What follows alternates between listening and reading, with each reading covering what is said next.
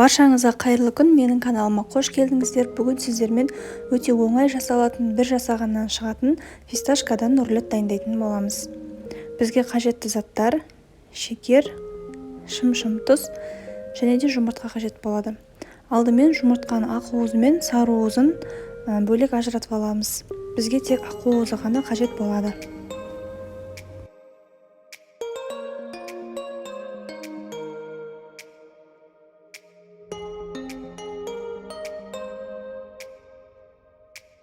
Ақ уыз бен сары уызымызды ажыратып болған соң, ақ уызымызға шым тұзымызды қосып, миксердің жай жылдамдығынан бастап араластырамыз.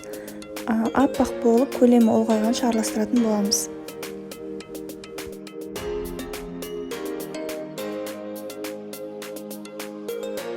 Көріп тұрғандарыңыздай формасы өзгерді, аппақ болып үлкейді. Енді оған шекерімізді қосып, миксердің жай жылдамдығынан бастап қатты жылдамдығына дейін араластырамыз.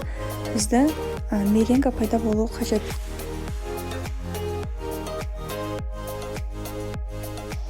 Шамамен 5-6 минуттай миксерледім. Енді біз фисташкадан жасалған ұнымызды немесе арнайы дайын фисташка ұнын қосамыз. Фисташкадан ұн жасау, қалай жасалу жолы менің парақшамда, яғни YouTube каналымда бар. Көтеріліп тұрған үлпілдек массамызды басып алмау үшін силиконды күрекшенің көмегімен абайлап, асықпай жоғарыдан төмен қарай араластырып аламыз.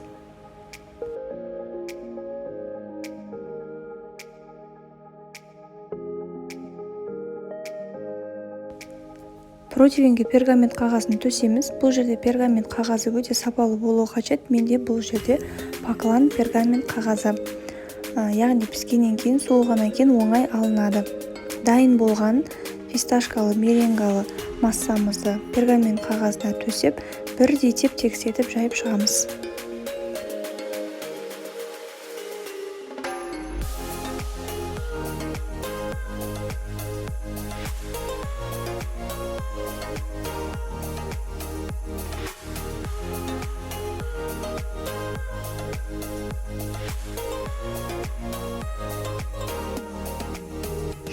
градуста қысып тұрған пеште 25-30 минуттай шамасында пісіріп аламыз.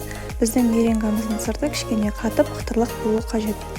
Рулетіміз пісті, енді суылғанша кремін дайындаймыз. Бізге бұл жерде творожный сыр, яғни сүзбелі ірімшік қажет болады. Крем жасаған кезде бірінші орында творожный сырымызды жұмсартып аламыз миксердің көмегімен.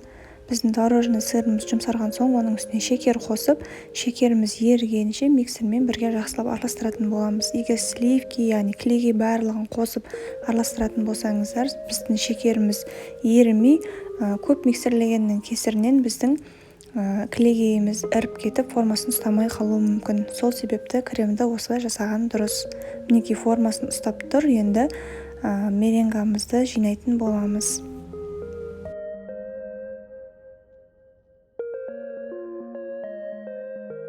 Поклан пергамент қағазы көріп тұрғандарыңыздай өте оңай алынып жатыр.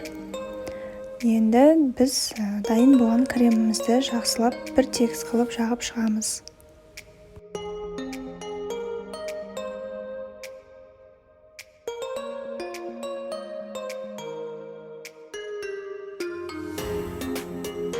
Ұзыны жағынан орадым.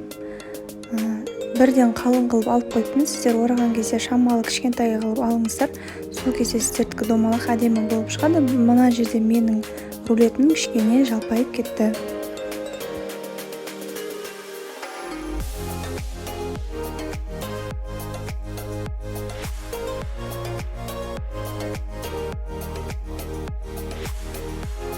Осымен біздің фисташкамен жасалған рулетіміз дайын.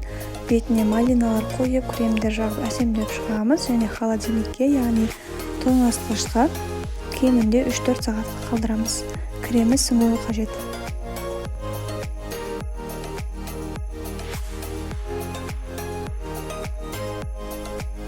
Міндетті түрде жасап көруге кеңес беремін. Өте оңай жасалады. Дәмі де өте дәмді, сыртындағы меренгасы қытырлақ болып әдемі болып шығады. Жасап көруге кеңес беремін.